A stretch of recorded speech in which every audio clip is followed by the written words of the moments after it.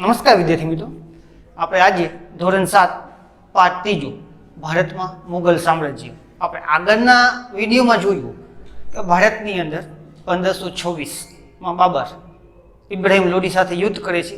આ યુદ્ધની અંદર તોપનો ઉપયોગ કરે છે, જેના કારણે ઇબ્રાહિમ લોડી હારી જાય છે અને ભારતની અંદર મુગલ સામ્રાજ્યની સ્થાપના થાય છે. બાબર પછી તેનો પુત્ર આવે છે હુમાયુ. પણ હુમાયુ એવો છે, હુમાયુનું જીવન સંઘર્ષમાં ગુજરેલું હોય છે.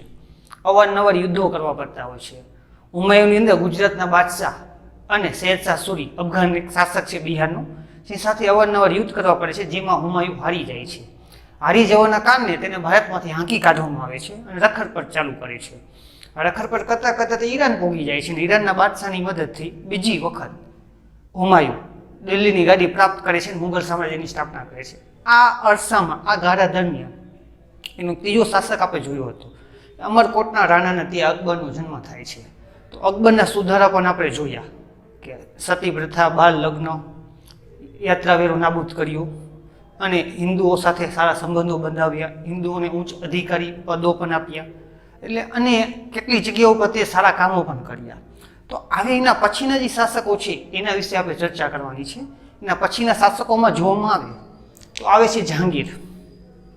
જહાંગીર દિલ્હીની ગાદી ઉપર આવે છે 1605માં અને 1627 સુધી તે દિલ્હીની ગાદી ઉપર રાજ કરે છે. એમ કહેવાય છે કે જહાંગીરના સમયથી મુગલ કાળનો સુવર્ણ યુગ શરૂ થાય છે. કેમ? અકબરથી શરૂ થઈ ગયું હોય છે, પણ અકબરની સત્તા, જે અકબરનું સામ્રાજ્ય ફેલાયેલું છે, એના થોડોક વધારો કરે છે અને જાહો જલાલી થોડીક સારી પ્રાપ્ત થાય છે. તો અકબર પછી મહાન સામ્રાજ્યનો વારસો જહાંગીર સાચવે છે અને તેને આગળ ધપાવે છે. અકબરની નીતિઓ તે ચાલુ રાખે છે, જેમ કે મહેસૂલ નીતિ, જમીનના કર નીતિ, જમીન ઉપજ નીતિ હતી અકબરોની, તે જહાંગીર દ્વારા ચાલુ રાખવામાં આવે છે. અને હિન્દુઓ સાથે જેમ અકબરે સારા સંબંધો બાંધ્યા હતા, એ જ રીતે જહાંગીર પણ હિન્દુઓ સાથે સારા સંબંધો બંધાવે છે. જો જહાંગીરનું ઉર્ફ નામ છે, ખોટું પદ ધારણ કરીને આવ્યું છે. જહાંગીરનું સાચું નામ સલીમ છે. કેમ? એમ કહેવામાં આવે છે કે અકબરને કોઈ સંતાન ન હતું, એટલે એ ખ્વાજા ગરીબ નવાજ દરગાહ છે અજમેર, એની પાસે મન્નત માંદી હોય છે, ત્યાં હાલીને જાય છે.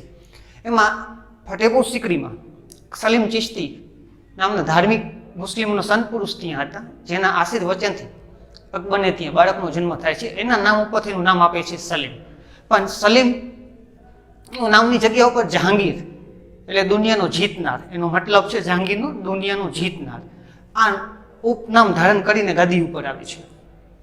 જો જહાંગીર પણ અસમ અને દક્ષિણ ભારતના ગોલકોંડા સુધી પોતાનો સામ્રાજ્યનો વિસ્તાર વધારે છે અને મુગલ સામ્રાજ્યની સત્તાને આગળ કરે છે અને મુગલ સામ્રાજ્યને તેને ફેરવી દે છે.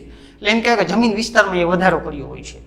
શાહજહાંની, જહાંગીરની પત્નીનું નામ નૂરજહાં હતું. આપણને ખબર છે શાહજહાંની પત્નીનું નામ મમતાજ, સાચું નામ અજમતબાનો, હવે મમતાજથી ઓળખવી છે.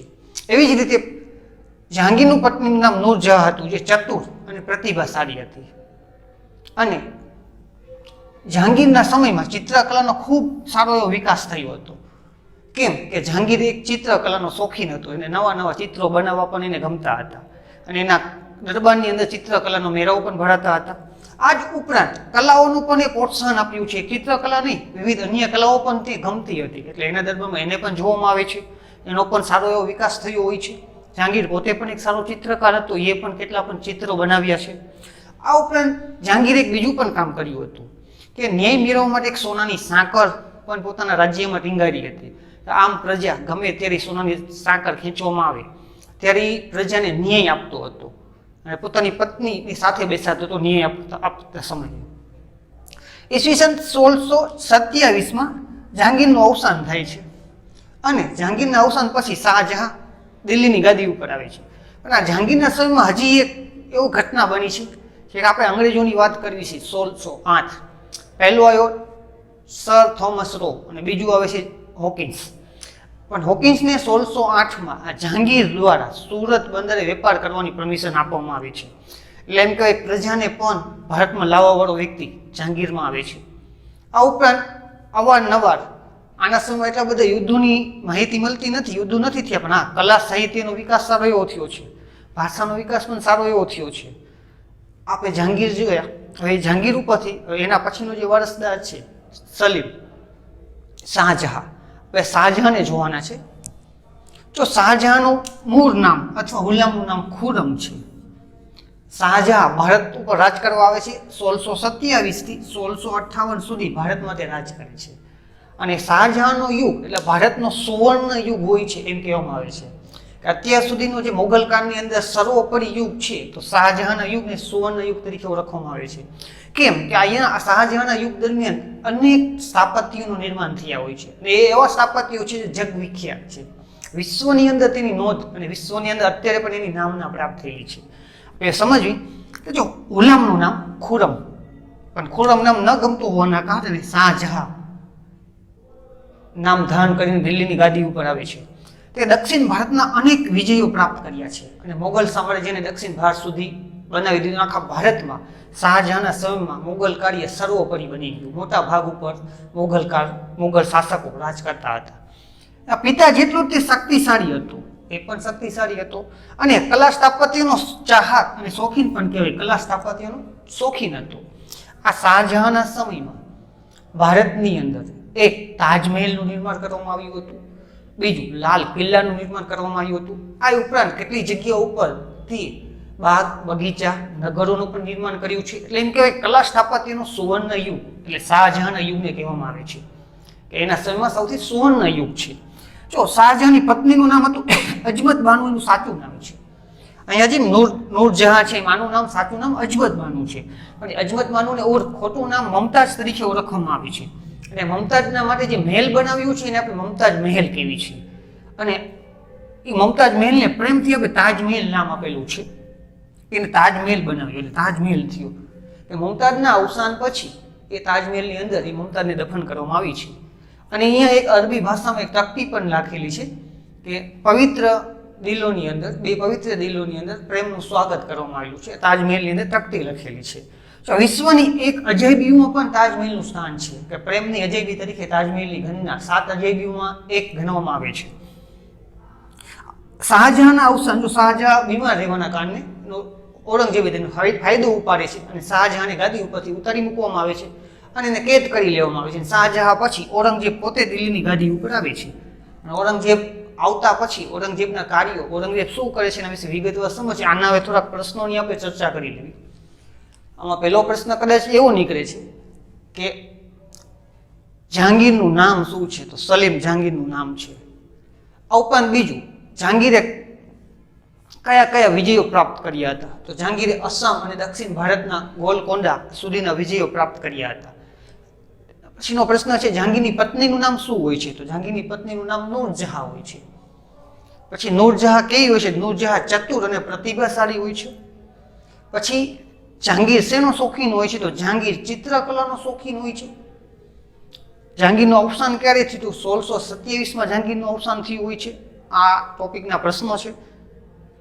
હવે એ જ રીતે આના પ્રશ્નોની ચર્ચા કરી. શાહજહાંના પ્રશ્નો કેટલા છે? તો પહેલો જ પ્રશ્ન, હવે શાહજહાં દિલ્હીની ગાદી ઉપર ક્યારે આવ્યો? તો 1627 આવ્યો હોય છે. શાહજહાંનું નામ શું હોય છે? ખુરમ નામ હોય છે. શાહજહાંએ કઈ વિજયો ક્યાં પ્રાપ્ત કર્યા હતા? આખા દક્ષિણ ભારતમાં શાહજહાંએ વિજયો પ્રાપ્ત કર્યા હતા. પછી શાહજહાંની પત્નીનું નામ શું હતું? તો અજમત બાનુ લખે તો પણ ચાલે છે. અજમત બાનુ જે કોઈ મમતાજ મહલ લખે અથવા મમતાજ લખે તો પણ ચાલે છે, કેમ કે બંને ખોટા નામ છે. આમાં અજમત બાનુનું ખોટું નામ તો મમતાજ બાનુ, મમતાજ બાનુનું સાચું નામ તો અજમત બાનુ. પછી મમતાજની યાદમાં શાહજહાંએ શું બંધાવ્યું હોય છે? મમતાજની યાદમાં શાહજહાંએ તાજમહેલ બંધાવ્યું હોય છે. એવી જ રીતે બીજો પ્રશ્ન પણ કે તાજમહેલ શેમાં ગણના થાય? તાજમહેલ વિશ્વની 7 અજયબીમાંથી એક ગણના થાય છે. આના આપણે પ્રશ્નો હતા જે આપણે સમજીએ. આપણે જોયું કે શાહજહાંના કાળ પછી ઔરંગઝેબ ગાદી ઉપર આવે છે. ઔરંગઝેબ વિશે ચર્ચા કરી કે ઔરંગઝેબ ભારતના ઇતિહાસમાં એક એવો રાજા છે કે સૌથી લાંબા સમય સુધી શાસન કરે છે મુઘલ કાળની અંદરથી, મુઘલ સામ્રાજ્યની અંદરથી. પણ એમ કહેવામાં આવે છે કે ઔરંગઝેબે પોતાના રાજ્યની અંદરથી એક રૂપિયો પણ વાપર્યો હોતો નથી. તે પોતે અરબી ભાષાનો એક સારો જાણકાર હોય છે. એ ઉપર કુરાન શરીફની આયાતો લખે છે અને ટોપીઓ બનાવે છે અને પોતાના દરબારના રાજ્યની અંદર વેચવા જાય છે. જેની આવક થાય છે તેમાંથી પોતાનું ગુજરાન ચલાવે છે. તો આપણે ઇતિહાસની અંદર એની વાત ગ્રંથોની અંદર આપણે સાંભળ્યું છે. હવે આપણે ઔરંગઝેબ વિશે સમજવી.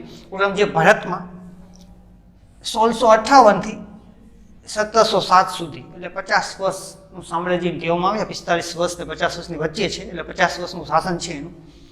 તો જહાંગીર બીમાર થવાના કારણે, અવારનવાર બીમાર રહેવાના કારણે ઔરંગઝેબ દ્વારા તેની કદરગત કરવામાં આવે છે. અને ઔરંગઝેબ દ્વારા એના 4 ભાઈઓ હોય છે. એમ કહેવાય કે શાહજહાંના 4 સંતાનો હોય છે.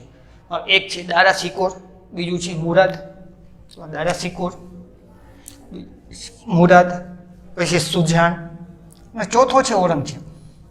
આ 3 ભાઈઓ સાથે ઔરંગઝેબ યુદ્ધ કરે છે, જેમાં દારા સિંહોને યુદ્ધમાં હરાવીને મારી નાખવામાં આવે છે, 4 મુરાદને યુદ્ધમાં હરાવીને જેલમાં પૂરી દેવામાં આવે છે, અને સુજાનને યુદ્ધમાં હરાવીને દેશની બહાર કાઢી મૂકવાની સજા આપવામાં આવે છે. અને ત્યારબાદ શાહજહાંને પકડીને રંગૂની જેલમાં પૂરવામાં આવે છે અને પોતે દિલ્હીની ગાદી ઉપર આવે છે. એમ કહેવાય છે કે શાહજહાં પછી ઔરંગઝેબ તેના ભાઈઓની સાથે યુદ્ધ કરીને અને તેમની હત્યા કરીને દિલ્હીની ગાદી પ્રાપ્ત કરે છે. એટલે એમ કહેવાય કલંકિત ગાદી એ પ્રાપ્ત કરે છે, ભાઈઓ સાથે યુદ્ધ કરીને તેમની હત્યા કરીને.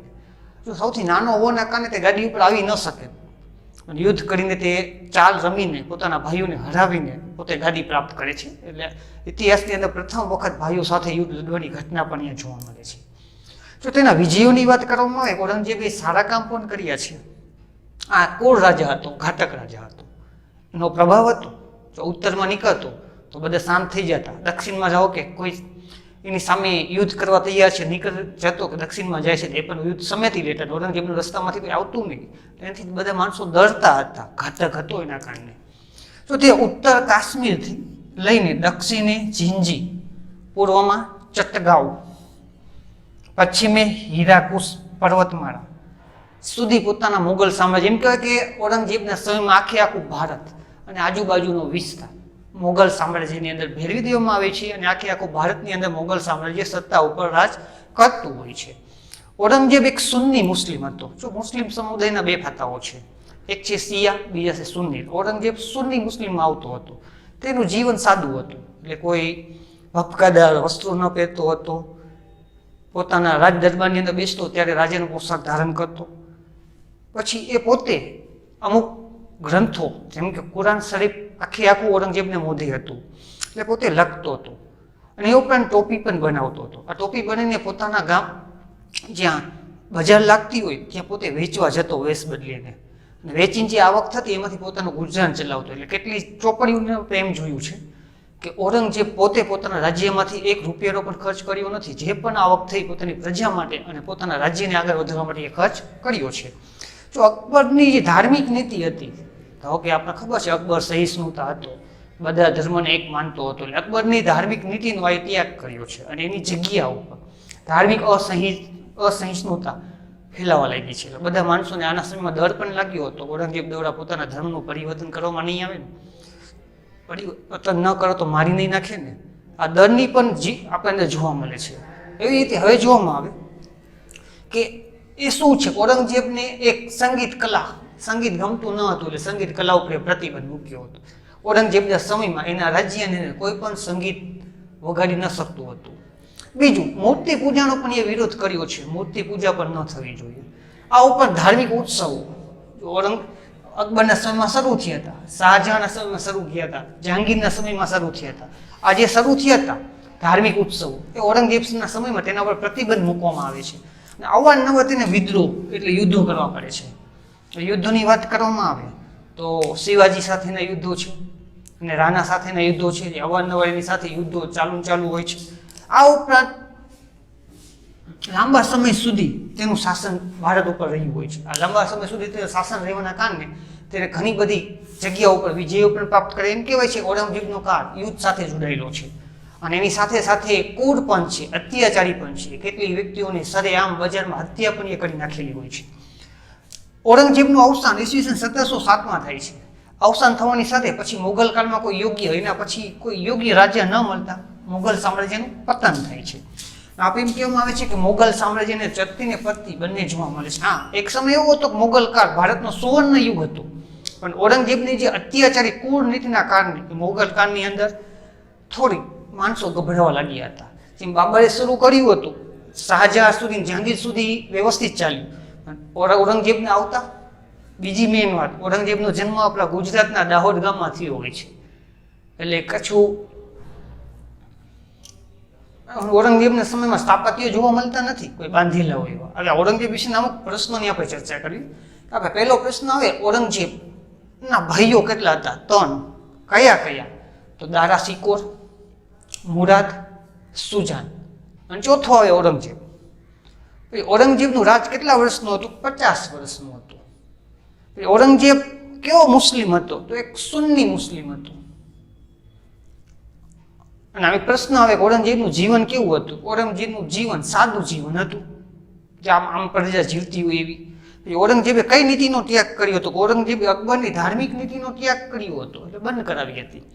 ઔરંગઝેબના સમયમાં કયા કયા રિવાજો ઉપર પ્રતિબંધ મૂક્યો હતો? તો કે સંગીત કલા, મૂર્તિ પૂજા અને ઉત્સવો ઉપર પ્રતિબંધ મૂક્યો હતો. ઔરંગઝેબનું અવસાન ક્યારે થયું? 1707માં તેનું અવસાન થયું. ઔરંગઝેબ તો બરોબર છે કે એના કોઈ મુગલ, કોઈના પછીનો કોઈ રાજા સારો ન આવતા મુગલ સામ્રાજ્યની પતન થયું. આ તો આપણને ખબર છે, જેનો વિજય છે એનો અસ્ત પણ છે. અવારનવાર દિલ્હી સલ્તનતથી ભણતા આવ્યા છે. એક વંશ ગયો, બીજો વંશ આવ્યો, એવા 4 વંશો 5 વંશો બન્યા, 6ઠો આ વંશ છે. તો ચલતી પદ્ધતિ તો જોવા મળે છે. એક સમય એનું સારી સમૃદ્ધિ હોય તો એક સમય સાવ નીચે બેસી ગયું હોય છે. આના પછી એ જોઈ કે રાણા સંગ્રામસિંહ, અને એમ કહેવામાં આવે છે કે બાબરના સમકાલીન. સમકાલીનનો મતલબ એક જ વર્ષની અંદર 2 વ્યક્તિઓ એક સાથે થઈ ગયા હોય ને સમકાલીન કહેવાય.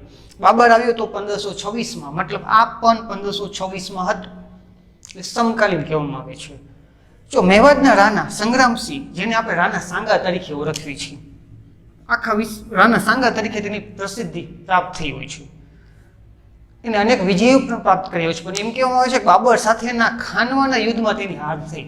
આપણને ખબર છે, બાબરના ઇતિહાસમાં આપણે જોયું, પાણીપતનું પ્રથમ યુદ્ધ બાબર લડ્યું, ટોપનો ઉપયોગ કર્યો, બાબર જીતી ગયો. પછી આ ખાનવાનું યુદ્ધ એવો શબ્દનો ઉલ્લેખ છે. ખાનવાનું યુદ્ધ એટલે બાબરના સમયમાં થયું છે, રાણા સાંગા સાથે થયું. આ યુદ્ધમાં રાણા સાંગા હારી ગયો. હારી જવાના કારણે રાણા સાંગાનું સામ્રાજ્ય નહીવત ઓછું થઈ ગયું.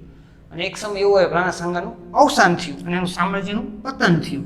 અને આ સામ્રાજ્યની અંદર, રાણા સાંગાના સામ્રાજ્યની અંદર એક જવાન યોદ્ધો પાડ્યો, જેનું નામ છે મહારાણા પ્રતાપ. તો હવે પછીના પ્રકરણમાં આપણે મહારાણા પ્રતાપ વિશે ચર્ચા કરીશું.